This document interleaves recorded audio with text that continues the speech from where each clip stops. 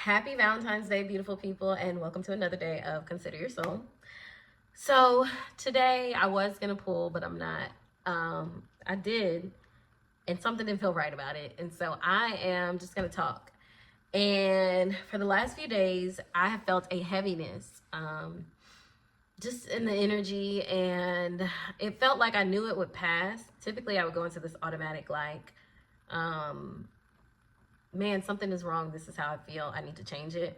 But for some reason, it was like I knew this would pass. This was just the energy that was coming through. So I was trying to pay attention to the things that were coming up during that time. And yeah, I noticed a lot of like my old patterns that had been rising, like with the anxiety and the doubt and all of that. Like it felt like it was kind of pulling on me and tugging me. And I was trying to just kind of like sit here until it went away. I'm really hot right now. I don't know why that is. But yeah, I was trying to sit there until it just went away. But you know, it wasn't this time. It didn't feel like avoidance. Typically, my pattern is to avoid these moments and to find something to distract me or to make me feel better. But this time, I remember grounding myself in a sense of like, you know how you sit still and you just close your eyes and you're just like, okay, it's gonna pass. Just give it a minute. And so that's what I kept saying to myself is like, just give it a minute. And today I do feel like I'm in new energy. I feel better. I feel like I broke through some ice. And so, yeah, I did my own pull this morning in my meditation about Valentine's Day. I love a good theme. And so I took a bath today. I made me a like chocolate covered roses latte, but I switched it up and added ashwagandha. I took a bath in rose petals, peppermint, and oat straw. And then I put a little rose bubble bath in it. And I just listened to music that was, the song that kept coming to my head was Good Vibrations. So the song is called, I had to ask somebody because I could not remember, Eternal Light. And that was the energy that I was choosing to embody, or that just it kept coming to me. I couldn't stop singing it. So I was like, oh, I want to make a video where I have that in the background. But I'm like, what is that song? So I had to search and find it and ask somebody to figure out what it was. And so, yeah, that is the vibe of my day today, is this good vibration, shifting this energy that I've been feeling and kind of settling into my natural state, my natural vibration, or maybe even an elevated experience of my natural energy is what I'm walking into now. And so that's kind of what the bath was about, was like, you're walking into a new energy, a new experience with yourself. And how can we how can we realign our whole body to know that?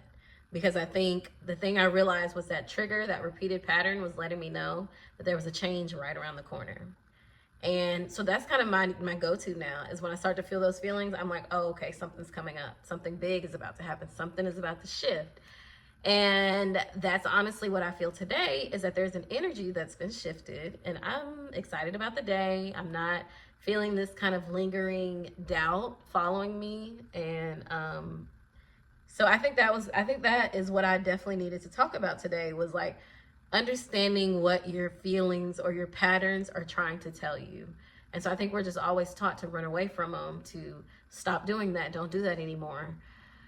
But like reframing it to, why do I keep doing that? Or what is the pattern that happens that I'm seeing when this happens? And for me, there's always this big shift right after that. Because it felt a little suffocating, the energy that it was. And so when I sat down to do my quiet time, my question was, how have I been carrying love? And I'm just going to give y'all a little cheat sheet of what mine was saying. Fear. I've been carrying love and fear of what's inside of me. And I tried to keep pulling, but it was like, no, that was it. Like, you've been in fear of what's inside of you. And because that love exists within you, it is going to affect everything around you if you are in fear of it. There's a way that like you are being called to embody love. And it doesn't look the same for all of us. And I think that's one of the biggest things, is we always think like when we're called to do something, or we feel aligned with something, it should look a certain way. It should be a certain way. I think about like, because spirituality and religion, sit down, sit down. Nope, we're not parking, sit down. Bruno, lay down. Good boy. Nola, go sit down. Yeah, I'm always coming back to this topic around spirituality and religion because it's something that I struggle with. And it's something that I didn't grow up in a house where my parents were like, you got to be at church. This is exactly what we believe. This is how you do things. Like, I observed them, I watched them, so I kind of knew what their personal standards were and their expectations of us as human beings, not necessarily within a certain religion. But what I realized was this memory, this feeling of, feeling like your belief system is wrong based on this belief system you've been conditioned to believe. Specifically for me, it's Christianity. But I've always been somebody who thought out of the norm in that space of practice. I've always been somebody who questioned certain things, questioned certain rules and beliefs and things like that. But it was never, again, I want to reiterate, like in my household, it was not a big deal. Like, it wasn't like, you need to be here, here, here, here. We're going to church, we're going to Bible study, we're doing this all week. Like, it wasn't like that.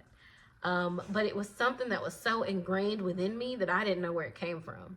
It was so deep in my bones that I now know this is a lineage thing. This is a ancestral thing that I am moving through in my belief systems. And so while I've been focusing on what do I choose, what do I need to do, the answer has always been, you need to just be you. Just be true to you, be true to what you know, be true to what you feel. And so I think there's a part of me that has this fear of exuding fully outwardly what it is that I truly believe or what it is that I truly feel. And a lot of my work has been around soul care, which is about love. It is about experiencing the expansiveness of love instead of boxing in what our experience of love can be, because love is a spiritual experience, because it is a part of our soul. And we find ways to bring it to the physical. And so a lot of my time has been spent suppressing that internal piece of it, that it messes with how I'm bringing it out into the physical, how I'm exuding it. So I hope that made sense. But what I'm saying is, some of these things that you're battling, some of these things that you're experiencing a lot of duality on, or maybe even not even duality, because when I see duality, I see these two things existing in the same space, like yes but it's a battle for me rather than this duality, and it's a cycle. I'm coming back to the cycle again, and every time I come back to this cycle, the thing is suppressing what I truly believe, suppressing how I want to show up. Even in the sense of like pulling cards, I'm always like, what's going to happen if somebody knows that I like to do this? Like, this is a part of my thing. And then should I even be doing it? But I remember having a dream last night where it was like, so weird. We were saving this man, or maybe I was kind of like the narrator, but also a character. I don't know. But we were saving this man. Everything had been like washed away. Some boat had hit something, and then everybody was like, whoa, what's happening? But we were recovering some of his stuff, and I think he was with his wife. I don't know these people. He was with his wife, and we had to get all of his belongings out of his like old space and bring it to him, because he was kind of in like a hospital kind of state, like he was a little sick. So he couldn't do it himself. And I think like in the box was like this hidden pack of tarot cards. And it was like, oh, we've got to hide this. Like, people don't need to know that he believes in this. Like, I don't even think his own wife knew. And so I don't know why I had that dream. I don't know what that was about, but I just thought about it when I was having this conversation with y'all. But yeah, just the different ways you can express love for me. And I've been suppressing what I enjoy, which is not, it's not one specific thing. It is the freedom to be whatever you're. Nola, get down. Get down. It is the freedom to. No, Bruno. Oh, y'all, my dogs have been driving me. Like, I don't want to be touched. I don't want to be licked. And I have dogs that are very clingy. So yeah, I'm trying to be patient. Maybe that's a part of the topic too, is like, I got to be open to love. I got to be open to affection. Okay, focus. So yeah. Yeah, I've been living in fear of what's inside of me, what medicine is trying to come up. And it's a cycle, and everything is cyclical. Healing is cyclical. And so it comes back around, and it gives me the option of choosing myself again. And so I feel like that's what's been happening. We've been having a different level and a different level, a different level of choosing myself in this cycle. So then I asked, how has this affected the way that I experience love?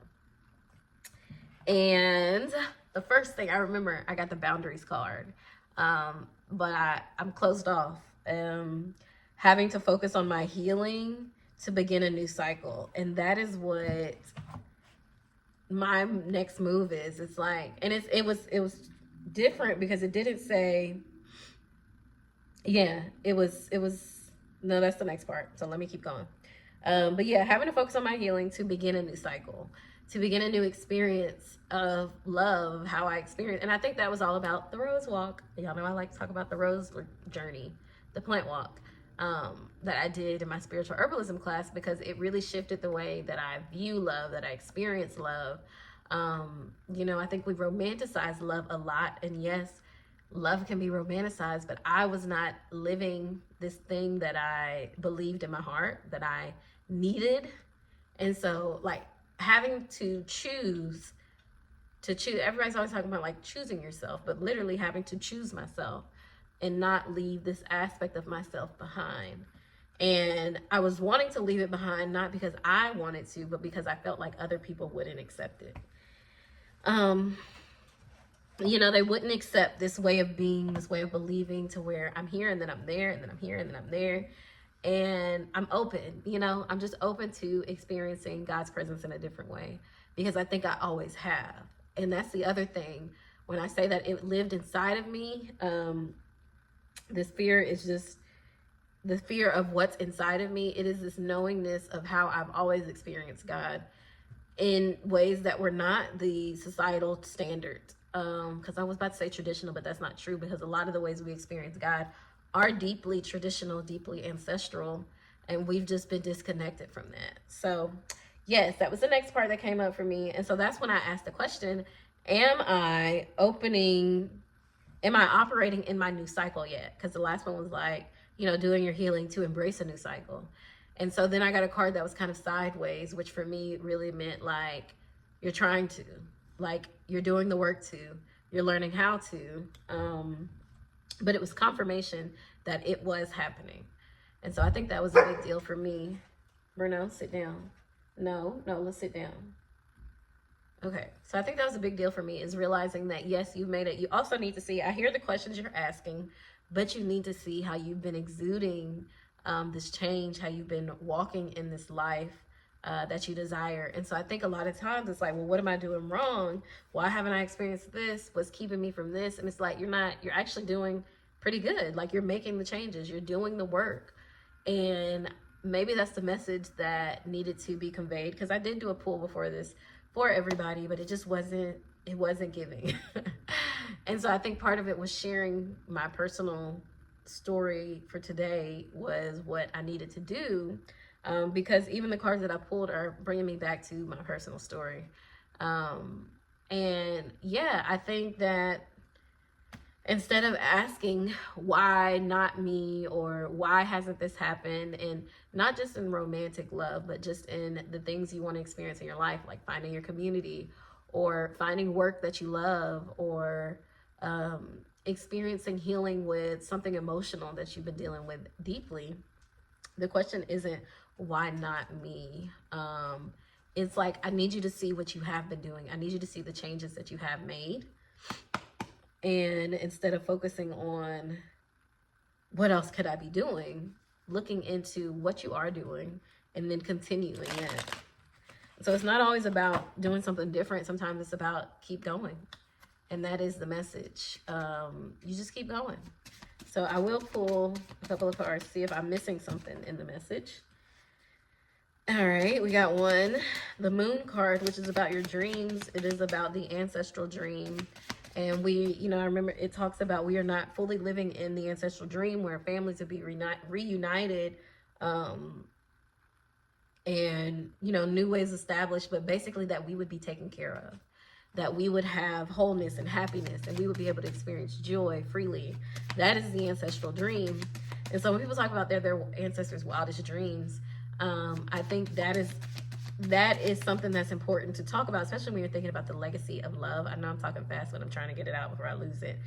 But when you're talking about the legacy of love, our ancestors wanted us to live a life that we enjoyed, to live a life that we really embody our truths. And I think sometimes we think that they want us to live a life that they approved of, or they want us to live a life that someone else approves of, or that is just approved of. But I think that is the medicine, is rebuilding the lives that were always ours, were always meant to be ours, the joy that we were always meant to experience. Because then the next card was the harvest, which is all about reaping the benefits, like getting what you deserve. And so I think that is what this whole idea of love, this, how have I been carrying love? How have I been exuding this? And the last card was reflection. So seeing it in yourself. And honestly, the first thing that I think about when I see all these cards together is that seeing that you are worthy to have these things, seeing that you are worthy to live in a world, in a life where you can have the things you desire, where you can dream again, where you can have hope in that, and where you will receive. And so these did come in upside down, but I think it's because this is what we're working towards. You know, this is why we need to keep going. And that, to me, is what the focus is. That is where the self-reflection is what do I need to keep going on this journey towards the dream, on this journey towards my harvest? What do I need to keep going? And we're going to cycle that back around, because the answer is really just love, embracing and embodying what's already inside of you and allowing that to come out. Because that is the dream. That is where your harvest is, where your life is going. So let me pull a oracle card.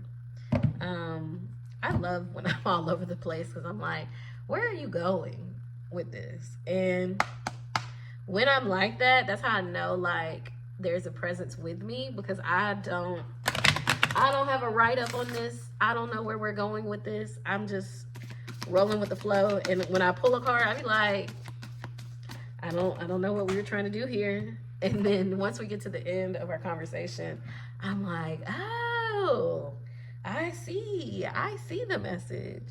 So I had 2 cards come out for the oracle cards that flew away from me. So let's grab them. Oh.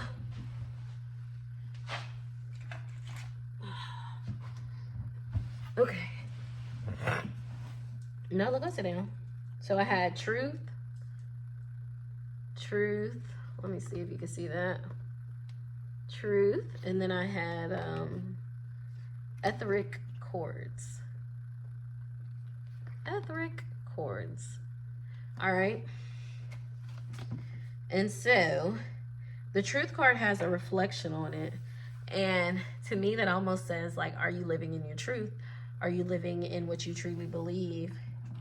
And so I think it asks you to reflect on what your truth is. And honestly, it's giving as above, so below. So let's see what this card says. This deck says, where'd I put it? You know, like, what is Marasia doing? It'd be nice if it just kind of just all flowed out and I sounded like very much in the know. But it is always revealed by the end of the time we talk.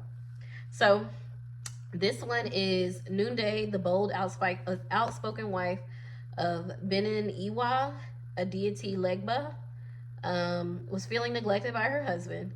Even with several wives, his head easily turned. So Noonday lived her truth, took her own lover, and became her own best friend. Get real, what is your truth? Truth-telling matters. Being able to hear the truth matters just as much. Tell the truth. Each person has their own version. Speak yours. Words have impact. Remember that we all have triggers. Think before you speak and listen with compassion. Be gentle and stay calm in truth-telling conversations. The truth is my friend. This automatically makes me think, what conversation are you avoiding and who are you avoiding it with? I'm thinking about myself, and I'm thinking about, like, just how I show up even on the internet, but just fully like, here's my truth, take it or leave it. I avoid those conversations where I have to go deep into religion or belief systems or these things, because I just feel like nobody will receive it in a lot of the spaces I'm in. And then sometimes I'm pleasantly surprised, and other times I feel like I'm waiting to come out of the closet with it. And the reality is not that many people care, but that's not what it feels like. So the next one was etheric cords, and it's clearly a mom with babies, and then she has like a machete in her hand, looking like she's protecting these babies, these balls of light, because they also have this I don't know if that's like the sun or the moon behind them, but they have like these glowing balls behind their head. And so clearly the mom is in a state of protection, and the kids are clinging to the mom. And so that's interesting. What is this? I've read this card before, but I don't remember. So this is the goddess of etheric cords. This is Haiti, Temple of Lovers, element of fire. Ursuli Dantor fought elbow to elbow with her people during the Haitian Revolution to protect mothers and children. She represents the healing of the Dark Mother. If it isn't wholehearted love, release it. Remember your worth. The energy cords binding you and someone you no longer wish to be attached to are strong. You must be willing to let go. Close your eyes, see divine swords of God, goddesses, loving light separating you and dissolving the cords between you. You are both whole and healed. Just as you shower to cleanse physical grime, there is also grime in the form of energy cords, also called karmic ribbons, emotional cords, or etheric cords. Spiritual maintenance is required. I am worthy, compassionate, and whole. So this is very resonant, and let's break down why.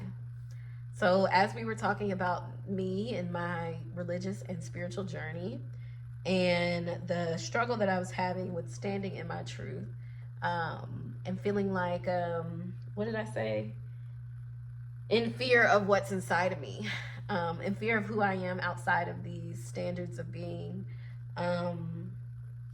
There's a truth that needs to be shown, and there's a cutting of cords of everything that isn't your truth. Everything that denies you or keeps you from exuding what you really believe and who you really are. And so this to me feels like this idea of us ignoring or abandoning who we truly are in order to stay connected to spaces that we no longer actually feel connected to. So I think on this beautiful Valentine's Day, today is, how can you be your own Cupid? How can you connect you to the things that you love, the places that you love, the places that experience love in the same way as you, that see love in a lot of the same ways as you? How can you connect to those spaces while simultaneously cutting the cords of the spaces you no longer feel connected to? And I feel like that is the ultimate act of love, is to cut cords. I know that sounds intense, and I don't really do it. I don't practice cord cutting rituals, because I feel like there's things about it that I don't know. But I do practice taking care of myself so that I can realign to the things that feel good to me.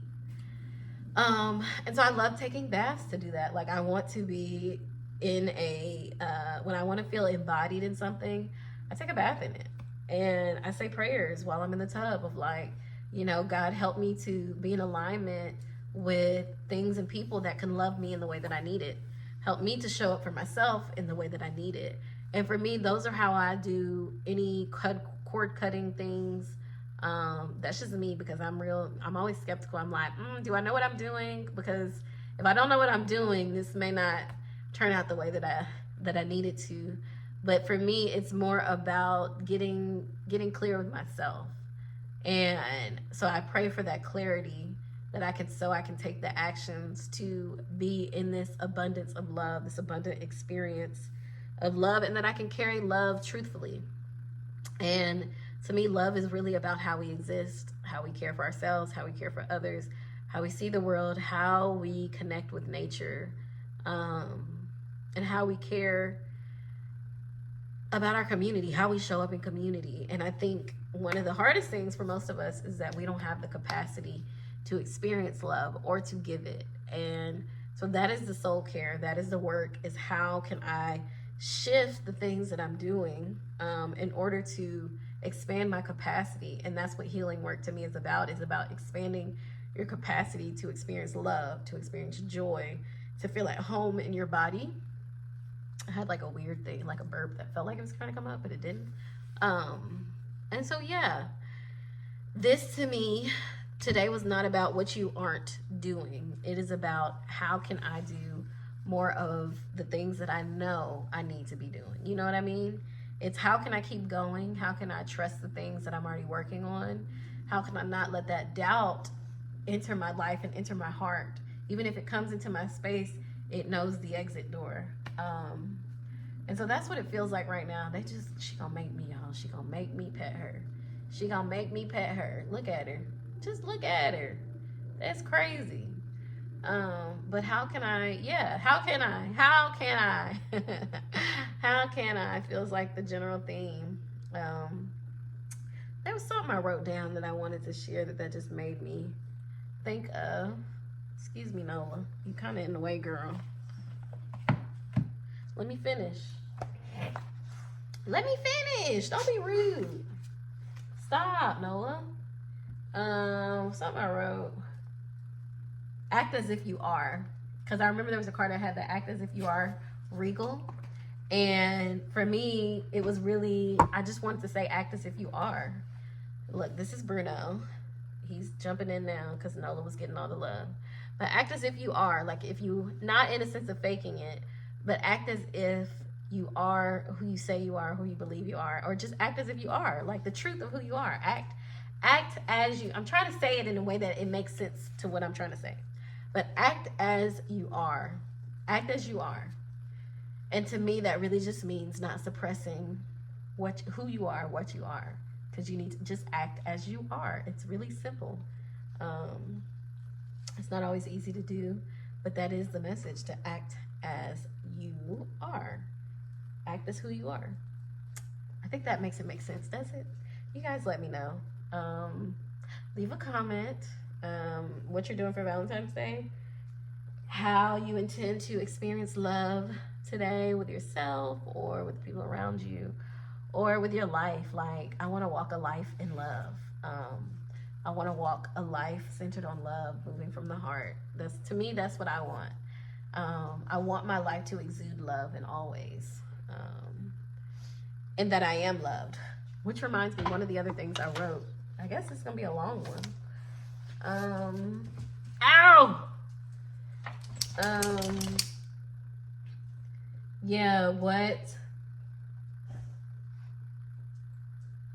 How loved we must be to receive what we need and then what we want.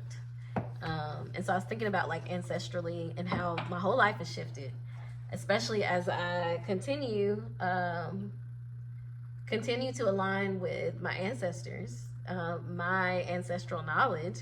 My whole life has shifted and I've experienced love in a different way. I always say my ancestors loved me so much they sent roses.